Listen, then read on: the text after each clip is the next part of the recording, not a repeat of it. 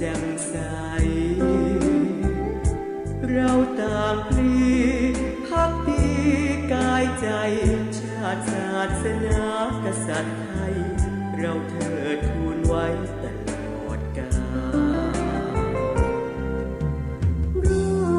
วมกันเสริมส่งพุทธศาสตร์สืบไปด้วยใจสมัครสมานสัญลักษณ์นพเกล้าจะเป็นสี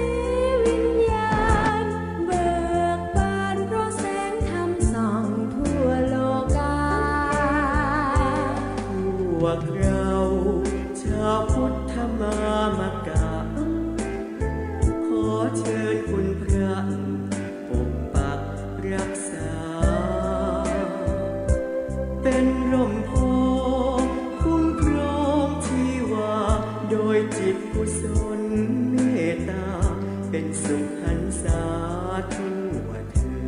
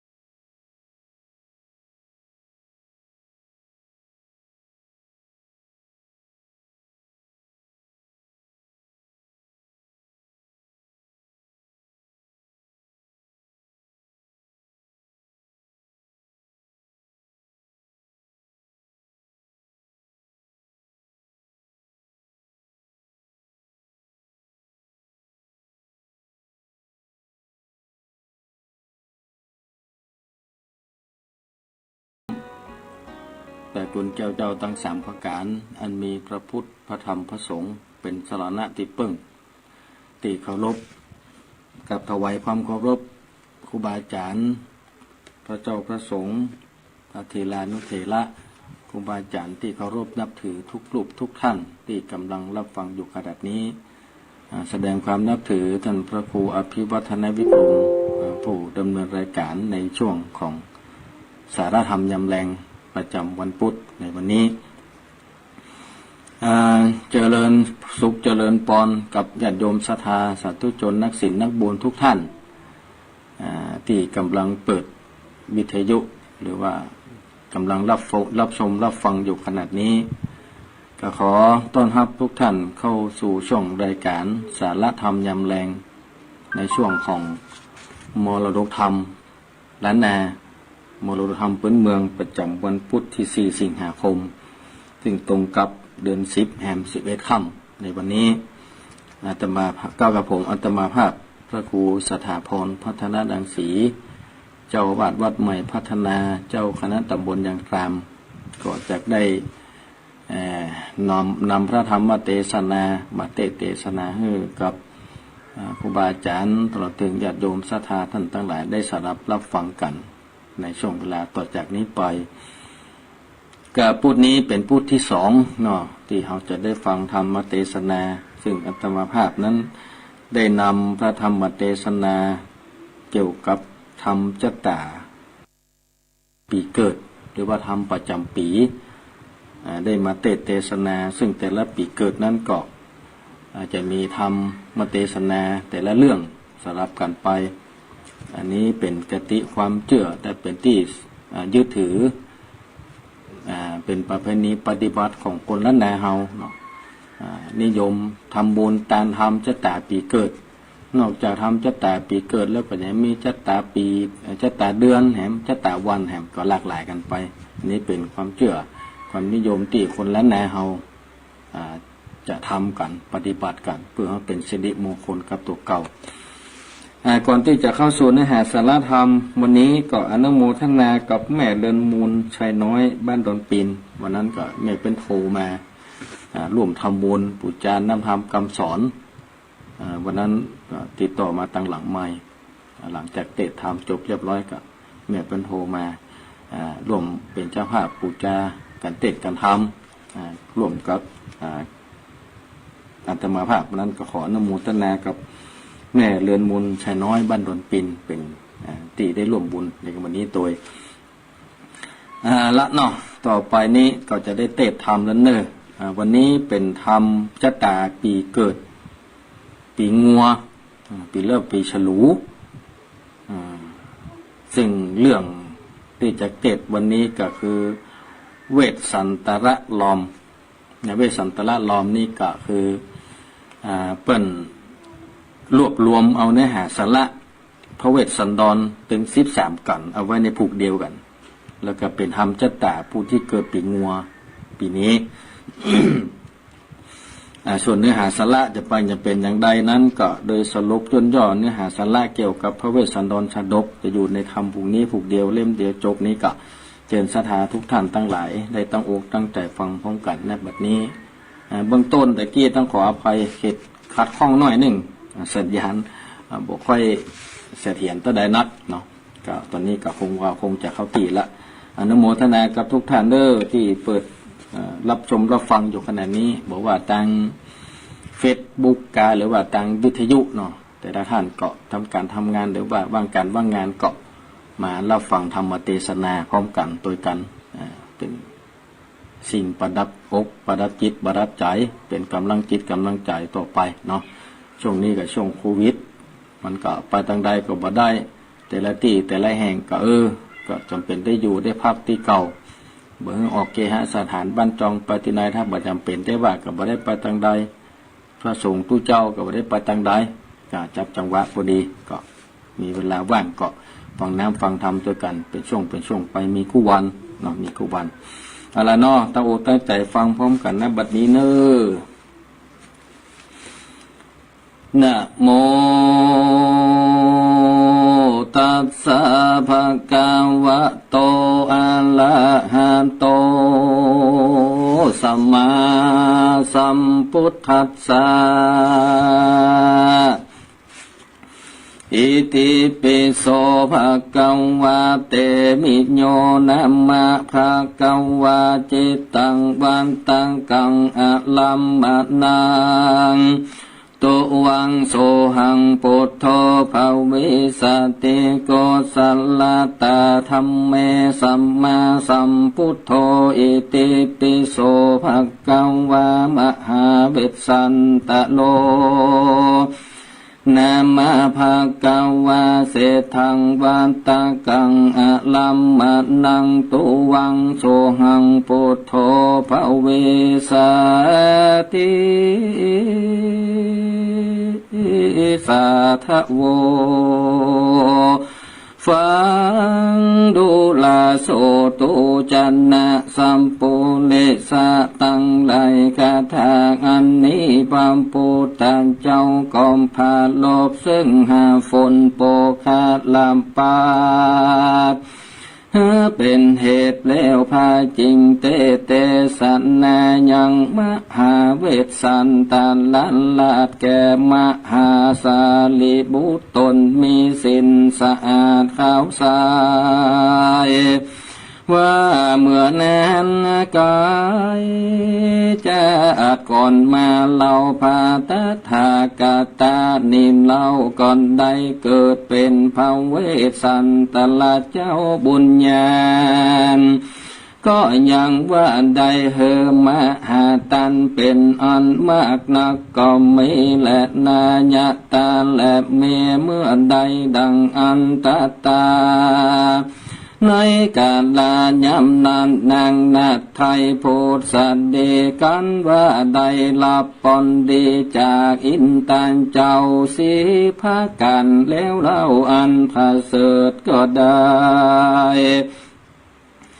เจ้าเตจากจันฟ้าเลิศไปบนมาเอาปาฏิสนกำเนิดนอนาต้องนางเต็มเวอังกามะเฮเสแห่งเต้ามาตลาดกันวานางน้อยนาดนั้นใส่เมงอายุได้16 ปีนางก็ได้เป็นมเหสีเต้าลาดสนใจก็ไม่และนาดลำดาแต่นั้นไปนานนางนอดลาพุทธดีก็ถะลงกับพระมี10 เดือนควายนางก่อนสันเดชไปเอวยังใหญ่ปันลาตีนั้นก็ได้พระสูตรบุตรนาตาโนอดเนาดักขณะงามสบเศร้านานามการว่าปิกมาลอดห่อคำภาษาจริงใส่เจอเจ้าน้อยแนดว่าเวทสันดอนด้วยเหตุวานใดเกิดที่ตั้งจนปออกกาก็เพื่ออันแดดนาตาในกาลาดนั้นก็มีจ้างตัวเอกอังข่าวปอนได้เกิดมาในนาก่อนนั้นตัวมากันว่าหนอพุทธาติไว้มีอายุได้16 ปีก็ได้เสวยบุรีเต้นป่อและยางในนางน้อยหนอยิงลำราคาณงามบ่อนน้อยมาเป็นกูห้อยเต็มเวชื่อว่านางมาทีน้อยนาดมาอยู่ร่วมภาษาเดียวกันก็มีและนาตาโตปะลังแต่นั้นไปนานางนอละมาทีก็มีลาชาบุตาบุตรียิ่งใจ2 คนใหม่ชื่อจันลีลูกงามดีเป็น9 ส่วนแถมคน1เล่าชื่อกัน2 บุญนาหนอไทยจำเลินใหญ่เลี้ยวปันก็ไม่แลนาที่นั้นยังมีเมืองหนึ่งเชื่อว่าการลิงกันลาดฝนแห้งขาดไหลปีเจ้าบุรีทุกข์ยากโอดกันอยากอนาถา ก็ปากันมาเก่าอังขอรับตันจังเผือกแก้วตัวเลือดแล้วคำปอนพระเวสสันดรนาโตนาองค์อาจกึดขนิ่งขวาดในใจว่าหนตั้งไปสู่ลอดเวียงแก้วยอดนี้ลำปันว่าการได้เหือตันเต้าอันจริงจากลอดดันไปดีหนอหมูนี้เกิดแล้วจริงเหือจังเผือกแก้วเป็นตันก็ไม่แลนาแต่จะนางอันว่าเจ้าเมืองตั้งไหลตั้งยิ่งใจหนุ่มเทารู้ว่าเต่าเจ้าเวสสันดรได้เหือตันจังปอนนั้นใส่กอมปากันโคตรไม่โกธาจริงแปะกันมากุ้มกาวไว้เต่าเจ้าสนใจว่านอจมตายย่ออดซอยเนี่ยผิดถ้อยปะเพนนี่ได้เอาจังดีเพื่อแก้วหยาดน้ำแล้วตันไปก็จะไข่ขับไล่ออกจากเวียงใหญ่ปุลีตนผู้มีเจ้าฟ้ายอดอาจกล้าสนใจกันเจ้าเมืองมาไข่ตันเล่าคือขับไล่ยางเจ้าเวสสันดรเต้าพลทอนผู้เป็นพ่อก็คือเจ้าน้อยหนอบุญมีหนีออกจากบุรีเมืองกวางไปอยู่สร้างแดนไก่นอหอใจน้อยนาดก็ปาลูกราชสองสันลีตั้งนางมัทีบุญกาขี่รถเตรียมมาไก่กาก็มีพรามมัดนาหนุ่มเทามาก้มเก้าตนสารขอรับตันรถลาดตั้งมาตัวอาจตั้งสี่อยู่กังตีตั้งจรพระเวสสันดรนั้นโสดก็มีใจประโมทเจยบันก็ได้สละตันบ่จา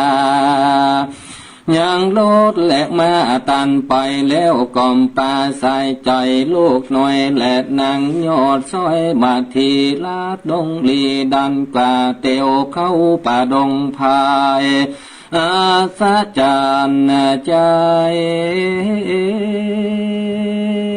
แต่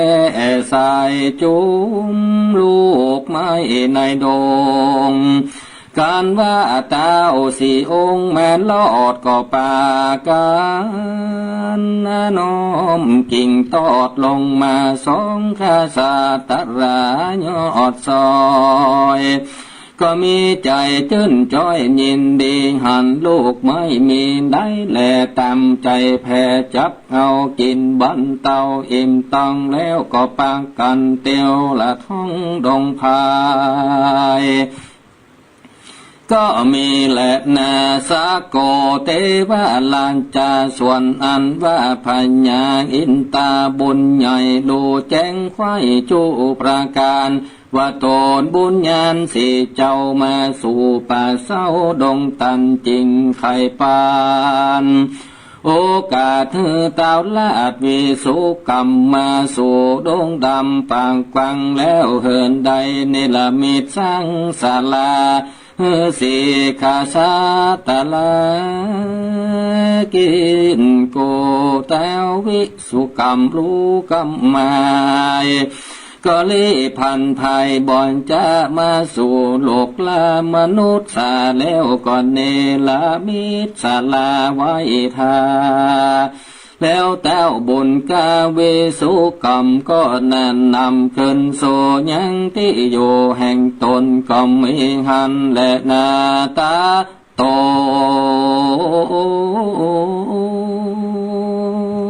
เว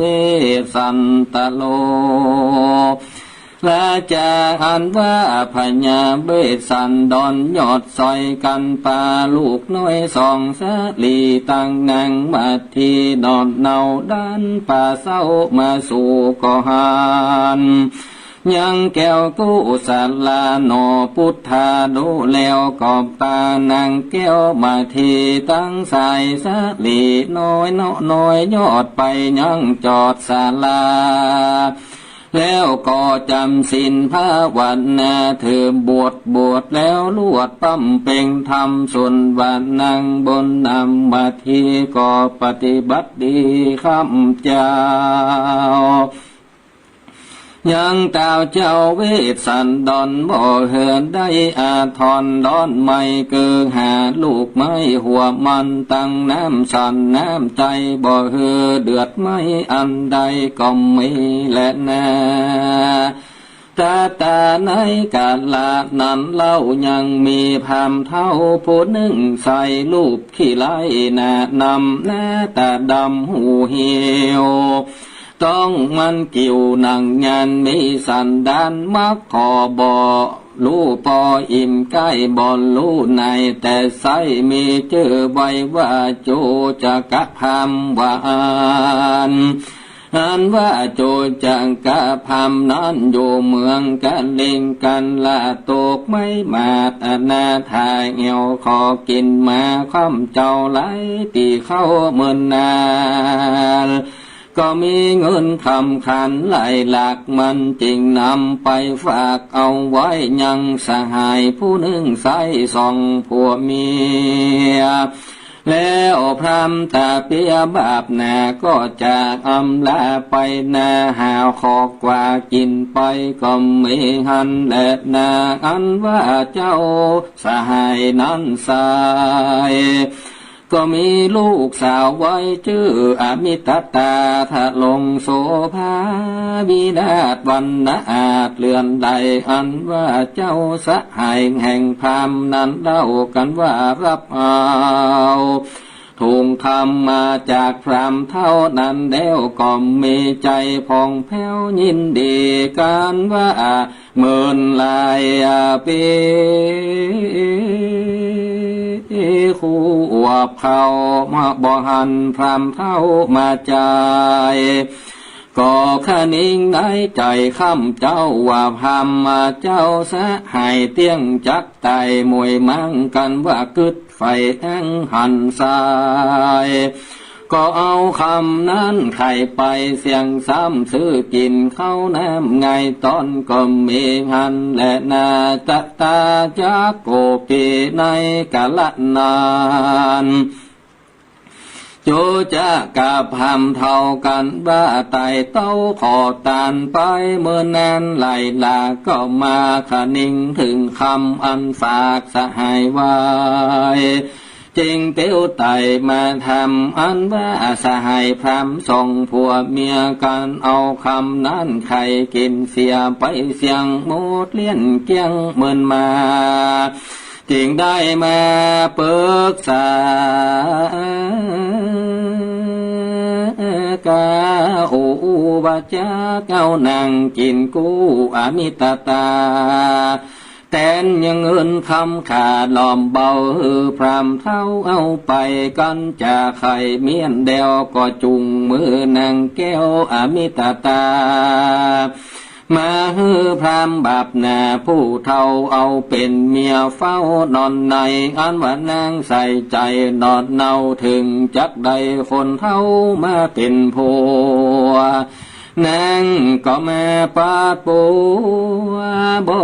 ขาดบ่พับมาตั้งการบ่นอนนันขี้ขาน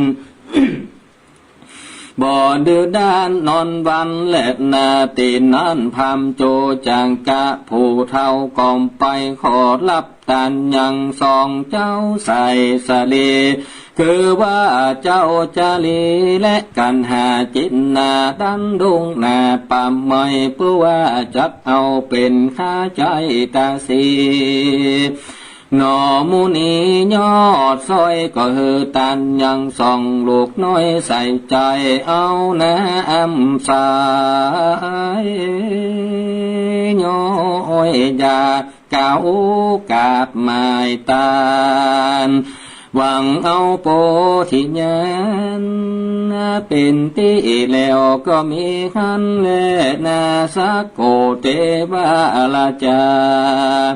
ส่วนอันว่าตนเอ็นตาเต้าลาดก็มาขอนางน้อยนาดมาเทนอมูนีหนุ่มเนาใจบ่เศร้าเจยบานก็สาราตันจุสิ่งตั้งเมียมิ่งใส่ใจเป็นตันไปบอกขาดหลังน้ำหยาดลงดินส่วนว่าตนองค์อินเจ้าฟ้ากันว่ารับกันได้นางโนดลามาเทขอใครว่าตีกล่าวต่อว่าขอคืนนางน้อยหนอบุญนาหนอพุทธานุ่มเนาเป็นดังเก่าเดิมอ่อนก็มีและนาเตนี้จากวันนาจะเล่าถึงยังทำเท่านั้นสายการนับตานได้ส่องสลีคือว่าเจ้าจารีและกันหาก็ประส่องบนหน้านอดเนาดันป่าเศร้าดงตาลลายคืนวันนั้นได้ก็มีเตปะทายโดองพายบ้านแดนใจพามเท่าหลงยังป่าเศร้ามาสู่ยังที่อยู่เมืองสิมปีเต้าบุญเลสนใจญาราชหันสองน้อยนาดบุญญาณอันเป็นลานเต้าไทยก็จำได้ดินดีก็ทำพามกาลีแบบเศร้าก็รู้เงื่อนเก้าจุภาการ แต้วจริงเอาเงินคำคันใส่ซอยไทยแลกเอาลานน้อยส่องสัลีแล้วใครว่าเตโอกาถืออามาตและเสนาตุกแต่งดาเข้าน้ำสปะพัมอาหารเลี้ยงพามผ่านผู้เท่าส่วนบ่าพามมาโอดอยากเข้าไหลวันบาปมาตันตอบใส่ได้ตกไหลเหลือลายก็ถึงต้องแตกตายมูมังบาปได้สร้างอันนาจากจองปลาส่งโยลงไปสู่อเวจีเป็นทุกข์ขี่บ่อเหือดร้อนไม่เดือดขึ้นวันก็มีและนาโสลาจาอันพญาสนใจญาลาดก็เฮือกอามาแต่งหังยังมาจังดังดากาลาเวลามันลอดตนเจ้ายอดสนใจกับนางจอมใจพูดแสดีโยธรรมมีหลายหลากออกไปจากเวียงใจเพื่อจับไปโอกาสลับยังเจ้าน้อยนาดเวสสันดรคืนสู่นครสิมปีสะเวยบุดีเป็นเจ้าเหมือนดังเก่าเดิมอ่อนดันดงดอนป่าไม้นับอ่านได้หลายวันจริงภายพานลอดโสยังที่อยู่หนอมุนีญาตาและมีเมื่อใดดังอันตาในกาละยำนั้นกันว่าโหกษัตริย์เจ้าจมกันก็มีใจพานเศร้าโศกวิปโยคเหลือลายก็เลยสยบตาหมูอบหมูตามกังหมูโยธาในดงนาป่าไม้ก็มีหันและนางอาธาในกาลนั้นเล่าเต้าเป็นเจ้าเมืองบนก็บันดาลฝนโปกาลาปัดหายใหญ่ตกมาไว้โลกาแล้วโหกาสาทัลาก็ฟื้นโลกขึ้นนั่งบัดเดียว แล้วเต้าตนทราบเสียวใจญาลาดก่ออันเจิญเจ้าหน่อยนาดเวทสันดอนไปเป็นเจ้านากรดังเก่าแล้วโหกษัตริย์เจ้ามวลหมู่ก็ได้เสด็จขึ้นสู่ปุณลีอภิเษกสะเบยสะเลมวนเล่นบ่ว่างเว้น7 วันส่วนว่านอจอมทำเวทสันตานาลาดก็เฮือตันบอกขาดยินดีไม่ใจมีแต่เล่าว่าขอได้เป็นพระพุทธเจ้าสันเดียวก็มีหันแน่นาตะตาในกาลนั้นก็มีฝนหาแก้วอันงามผ่องแผ้วตกมาตัวปลาลาใหญ่กว้างฟุ้งให้อังเจยบานเงินคำขานบ่ลายดูตั้งใจตามใจเมื่อบ้านเมืองใส่บ่อเศร้าปังเมื่อพระเวสสันดรเจ้าเป็นพญา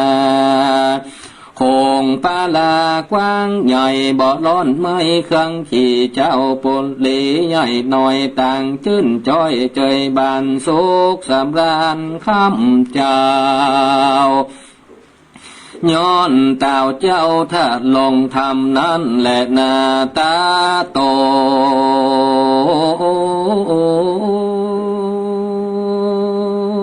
ปะอลังแต่นั้นไปนาตนเจ้าฟ้า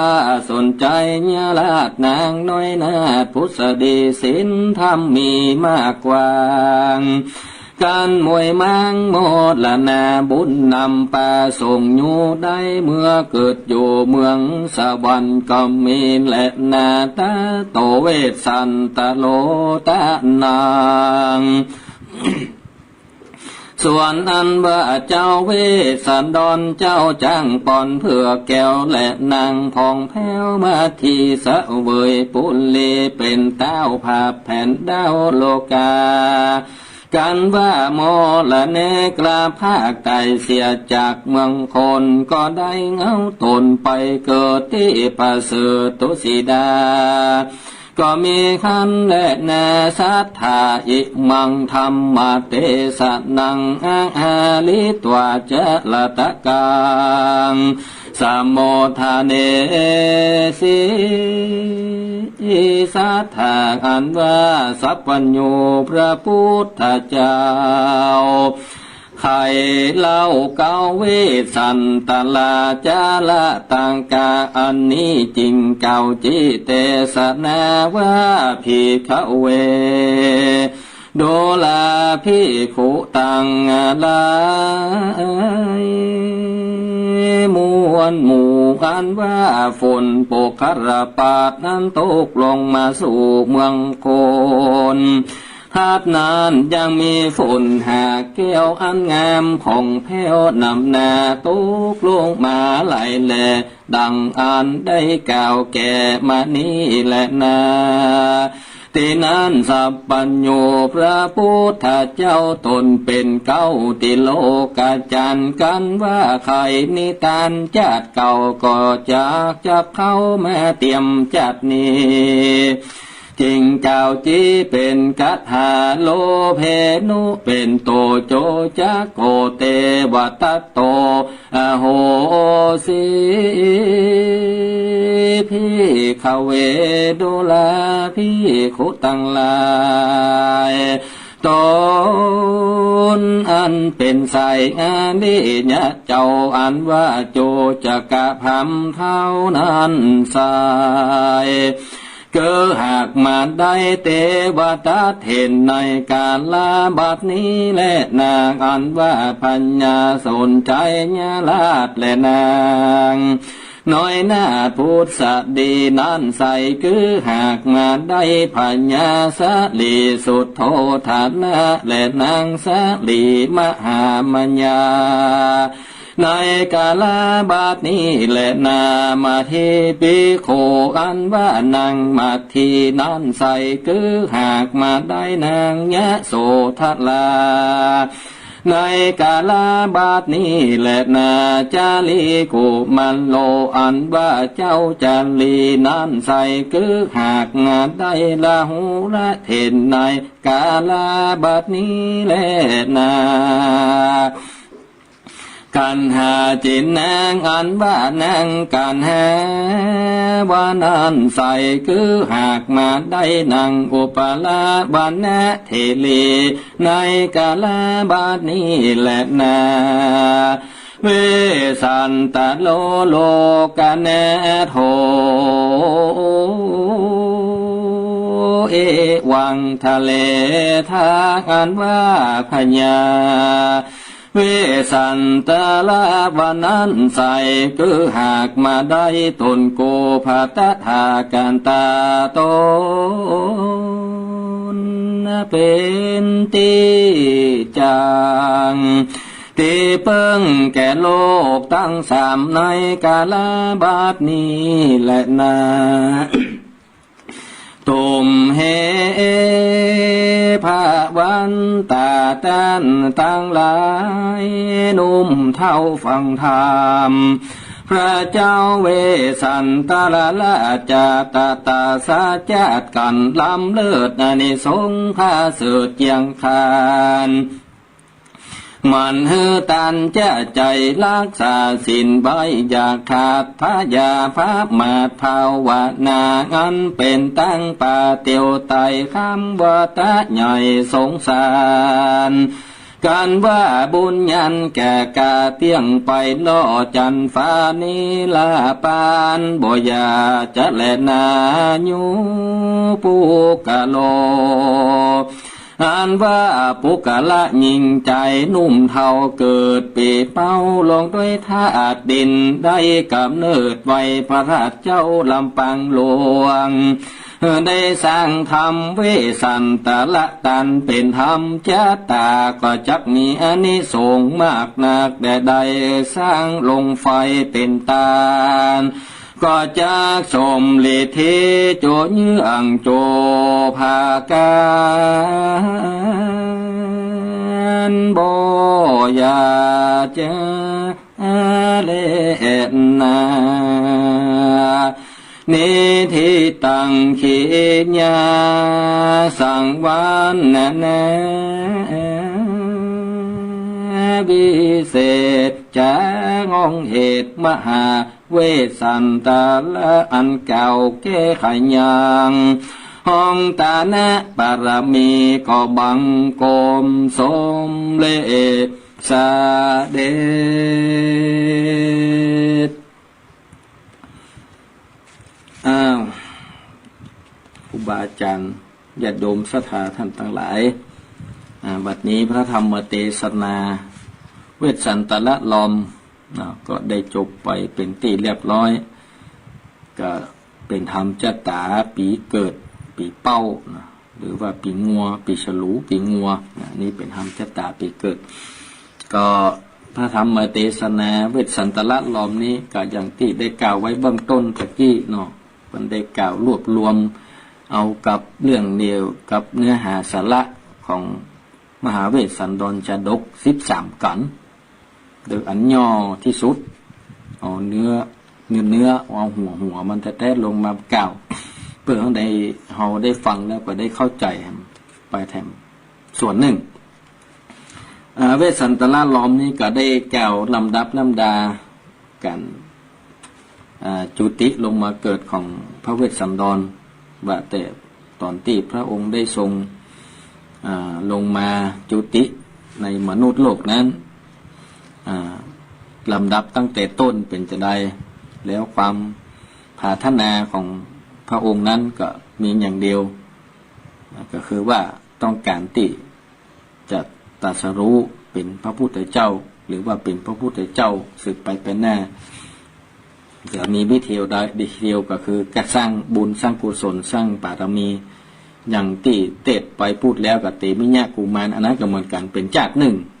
ในบรรดา10จักรของพระเวสสันดรหรือว่าเป็นจักรของพระพุทธเจ้าที่เกิดมาเป็นเตมิญะเป็นหัวเตมิญะใบเนาะก็แกล้งเป็นคนใบบ่ปักบ่จ๋าก็ว่ากลัวยังโตด กลัวกรรมที่จะมาติดมาแปดตัวเก่าไปตั้งหน้าถ้าหากว่าได้ขึ้นของหลัดเป็นพญาเจ้าเมืองแล้วกัวได้ตัดสินคดีความทำให้คนอื่นได้สูญเสียทำให้คนอื่นได้เดือดร้อนบอกว่าก็บ่ได้บ่ตัดสินก็บ่ได้จะอ่อนล้ำก็บ่ดีเข้มแข็งล้ำก็บ่ได้ก็กลัวเป็นบาปเป็นกรรมติดไปตั้งหน้าก็จะเป็นสิ่งเกิดขวางหนทางที่จะไปสู่นิพพานก็เลยแต่งเป็นคนบ้าคนใบบกปากประจาจนถูกได้ขับได้ไล่พญาเจ้าเมืองหรือตุนป่อพระปิตาก็ได้ไล่ออกจากเมืองเพื่อจะเอาไปฆ่าไปฝังเพราะว่ากลัวเป็นคนคืดบ้านคืดเมืองว่าอันก็สุดท้ายมาก็ตีมิญากุมารก็เปลี่ยนจากเป็นคนใบกับเป็นคนอู้ได้เนาะเพราะว่ามันปนไปถึงแม้ว่าเพื่อปิตานั้นจะให้มาปิกมาเสวยเมืองกับตึงหมอเอาแต่มาถึงพระเวสสันดรหรือว่าเวสสันตละรอบนี้ก็จะเป็นเกี่ยวกับการจุติลงมาเกิดของพระเวสสันดรต่างหนึ่งจากหนึ่งซึ่งถือว่าเป็นจาดลองสุดท้ายก่อนที่จะได้ตรัสรู้หรือว่าจะเสด็จออกบวชก็คือเวสสันตละนี่ถือว่าเป็นจาดที่พระเวสสันดรเกิดมาเป็นจาดที่สร้างมาฮื้อตานโดยเฉพาะฮื้อตานอย่างเดียวที่อย่างอื่นตึงบ่เอาอย่างสักอย่างเพราะต้องการจะฮื้อตานอย่างเดียวเพื่อหวังเอาเป็นพระพุทธเจ้าไปทางหน้าอย่างคำที่กล่าวไว้ก็คือฮื้อตานหมดฮื้อตานตั้งแต่จ้างเผือกกู้บารมีกู้บ้านกู้เมืองที่เกิดมาพร้อมกับพระเวสสันดรกับฮื้อตานไปจนประชาชนชาวบ้านชาวเมืองกันเดือดร้อนเขหรือว่าเข้ามาทูลบอกให้พญาสนใจเป็นป่อนั้นขับไล่พระเวสสันดรออกจากเมืองไปเพราะทำผิดจารีตประเพณีพญาสนใจกันเนี่ยยังเป็นพระราชาเมื่อชาวบ้านมาบอกกล่าวอย่างนั้นบัตัดศีลบอกก็บ่ได้ก็จะเป็นได้ตัดศีลขับไล่ออกจากเมืองไปโดยความจำเป็นเพราะเป็นพญาเจ้าเมืองเป็นกษัตริย์จะต้องแน่วแน่ในการประพฤติปฏิบัติหลักที่ควรปฏิบัติก็จะเป็นได้ขับไล่พระเวสสันดรออกจากเมืองไปก็ไปตัวกันหาจารีไปตัวนางมาทีเดินออกไปขี่ราชรถไปอย่างดีที่ไหนได้ออกไปบ่ถึงได้ตะได้นักกับพราม4 คนก็มาเกิดขอแหมขอรถขอจ้างพระเวสขอรถขอม้าที่พระเวสสันดรขี่ไปนั่นน่ะขอพระเวสสันดรก็ฮื้อตานไปเมื่อขอแล้วก็หยัดน้ำฮื้อตานไปจากนั้นก็เตียวแหละเตียวตีนเข้าไปเรื่อยๆเข้าเพะเข้าป่าลัดดงนาประไม้เข้าไปเรื่อยๆอันนี้เป็นห้องว่าสร้างบารมีฮื้อตานหลังจากฮื้อตานได้ใช้รถเป็นที่เรียบร้อยพามทุจกสูชกก็มาขอเอากันหาเจรีลูกแหมเสี่ยงที่เห็นลูกเนี่ยเนาะก็ปกติแล้วก็คนธรรมดาปกติเขานี่บ่สามารถที่จะทำได้ก็พระเวสสันดรก็ตัดบ่วงตัวนี้ออกก็จำเป็นได้สละฮื้อตานไปเพราะว่าต้องการที่จะตรัสรู้เป็นพระพุทธเจ้าก็ไม่ได้คำนึงถึงอันอย่างแต่ถามว่าฮักลูกทั้งสองก็ฮักสุดชีวิตแต่ว่าในเมื่อมันเป็นเกิดมาจากนี้ต้องการจะสร้างตานะบารมีแล้วก็จะเป็นได้ฮื้อตานไปเมื่อมีคนมาขอแม้แต่จิ้นเลือดแม้แต่หัวใจแม้แต่หูตาอวัยวะในร่างกายมดถ้ามีคนมาขอพระเวสสันดรก็จะฮื้อมดในชาตินี้กับพามสุชกมาขอเอาการหาชาลีก็ฮื้อตานไปถึงแม้จะบีบคั้นหัวใจปันใดก็ตามก็ฮื้อตานไปหลังจากที่ฮื้อตานกันหาชาลีไปแล้วก็ค้างนางมาทีแหละค้างนางมาทีก็ทีนี้ก็พญาอินทร์อยู่บนจันฟ้าบุญพญาอินทร์อยู่บนจันฟ้าก็เล็งหันแล้วว่าประเด็นนี้เก่าค้างเหลือแต่พระนางมาทีที่คอยดูแลอุปถากพระเวสสันดรเขาจะต้องลงไปขอเอาให้ก่อน ตัดแน่ชิงขอไปก่อนที่คนอื่นจะมาขอเพราะคนใดคนหนึ่งไปขอแล้วเนี่ยพระเวสสันดรต้องฮื้อตานแน่นอนถ้าว่าเขาบ่พญาอินทร์คิดว่า ถ้าบ่ลงไปขอแล้วก็เก่งว่าคนอื่นเอาไปแล้วเนี่ยจะบ่มีภัยอุปถากพระเวสสันดรตอนสร้างบารมีที่หั่นพญาอินทร์ก็ตะแหล่งเป็นพราหมณ์ผู้หนึ่งลงมาขอพระนางมาทีแห่งเพื่อกำให้สมบูรณ์ให้ตานบารมีของพระเวสสันดรสมบูรณ์ขออนางมาทีเสร็จปุ๊บก็ พระเวสสันดรก็หยาดน้ำฮื้อตานนางมาทีกับพราหมณ์ซึ่งเป็นพญาอินทร์แถลงเป๊กลงมาเมื่อพญาอินทร์ได้รับตานเป็นที่เรียบร้อยแล้วก็กล่าวกับพระเวสสันดรว่าประเดี๋ยวนี้เราก็คือเราเป็นพญาอินทร์อยู่บนสวรรค์ชั้นฟ้ามาเขาอนางมาทีท่านพระองค์ก็ฮื้อตานเป็นที่เรียบร้อยแล้วบัดนี้ก็จะคืนพระนางมาทีให้กับพระองค์อย่างเก่าอันนี้ก็เป็นปางจากหนึ่งที่พระเวสสันดรฮื้อตานก็พญาอินทร์ก็ได้มากำสมปานเป็นที่เรียบร้อยก็ปิกคืนสู่สวรรค์ต่อไปหลังจากนั้นก็อยู่ประพฤติปฏิบัติไปก็ทีนี้มันมีตอนถ้าจะเรียบเรียงการแต่ละการ13การมันก็จะยาวเนาะสุดท้ายมันก็จะมีในเรื่องของการที่ชูโชคที่จะฟังกันแล้วกับการมหาราชนี่ติ้งที่ตอนที่ชูโชคปิกเข้าไปในเมืองเทวดาโดนบันดาลให้หลงหนทางเตียวเอากันหาเจรีเนี่ยปล่อยเพื่อว่าจะปิกไปบ้านตัวเก่านั่นแหละไปเมืองกะลิงกันลาดจะเอากันหาเจรีไปเป็นข้าจ้อยที่บ้านก็พอดีว่าด้วยบุญบารมีก็เทวดาก็บันดลทำเมื่อพามชูโชคนั่นแหละเตียวหลงตังเข้าไปสู่เมือง10 ปีคันไปถึงเมือง10 ปีแล้วก็พญาสนใจกหารหลานตัวเก่าก็จำได้เลยเนาะจำได้โอ้นั้นหลานตัวเก่าเท่านี้ฟังเข้าไปหาก็ถามเก้าถามไปถามสืบกันไปมาเห็นว่าพระเวสสันดรฮื้อตานและตอนที่ในธรรมกันมหาราชนั้นนี่มันจะมีสกบันนี่จะกดกะกันเนาะถ้าจำบ่ผิดจะตั้งกะกุมารบันกุมารบันนี่พระเวสสันดรจะบอกให้ว่าการหากับจารีถ้าฝ่ายจะทายเอาเนี่ยจะต้องมีทรัพย์สมบัตินับพอสมควรซึ่งพระองค์ก็รู้แล้วว่าคนธรรมดาทั่วไปบ่สามารถจะทำได้มีแต่พญาเจ้าเมืองอย่างเดียวละที่ทำได้ก็จ้าง100ม้า100ค่ายิงค่าใจอย่างละ100มดเงินหมูจักเงินทองแหมตะไดตะดีปุ้นอย่างที่เอาหันที่เวลาประเพณีตั้งคำหลวงอย่างสถานญาติโยมอาหารที่บางวัดเพิ่นทำก็แต่งหูปจ้างหูปม้าเนาะนั่นเป็นห้องว่าเป็นเครื่องปูจาธรรมตอนที่พญาสนใจไทยเอากันหาจรีค่ายิง100ค่าจ่าย100จัง100ม้า100งัว100ควาย100อันนี้เป็นของที่ธรรมดาคนทั่วไปบ่สามารถจะมีได้เพราะว่าพระเวสสันดรก็ทรงดังพระทัยของมูลแล้วว่าจะมีพญาเจ้าเมืองแต่อันนะที่จะทำได้ทีนี้ก็เป็นอย่างอันแต่เมื่อพามนำกันหาจรีหลงเข้ามาในเมือง10 ปีแล้วก็เป็นดังอันเมื่อเป็นอย่างอันแล้วก็พญาสนใจก็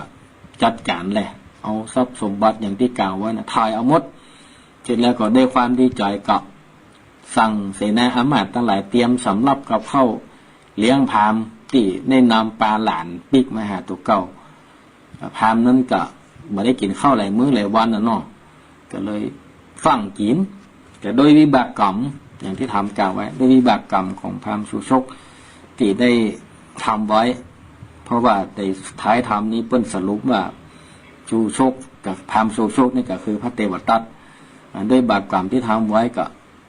ฟังกินล้ำกินจนต้องแตกตายไปเหี้ยกินจนต้องแตกตายถ้าเป็นธรรมมหาราชนี่เข้าเปิ้นอย่าลำดับลำดาท่านอาจารย์สมชายธรรมทิโนวัดไล่พัฒนารามเปิ้นเตะม่วนเปิ้นจะบอกลำดับลำดามุดปู่พามันตายแล้วเอาไปขว้างที่นี่ปล่อยกับบ่ฮับบ่เอาสักอย่างอย่างนี้เป็นต้นถ้าพามต้องแตกตายแล้วก็เอาแหละเมื่อนั้นก็พญาสนใจก็ปรึกษาหารือเรียบร้อยก็ตึงเสนาอามาตย์ทั้งหลายว่าจะปิกไปขอเอาพระเวสสันดรปิกมาเสวยเมืองแห่งครั้งหนึ่งแล้วก็ปาห้างดาลีปนเสนาอามาตย์ทั้งหลายในมันจะอยู่ในธรรมกันสกษัตริย์หรือว่าสกติเนาะ กษัตริย์ทั้ง4 พระองค์5 6 พระองค์ปะกันในศาลาในป่ายมาปานกับปะกันแล้วก็ดีกุกดีใจได้ความดีใจกับเป็นห้องว่าสยบตายเนาะกรรมในธรรมว่าสยบตายหรือว่าตายลืมว่าอันเนาะตายลืมไปกับ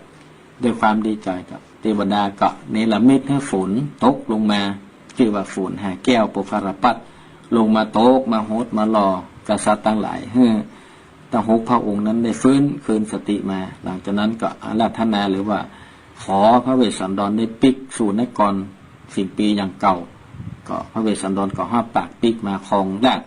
ของเมืองเป็นพญาเจ้าเมืองสิงปีแห่มปีนี่แห่มครั้งหนึ่งต่อจากพญาสนใจ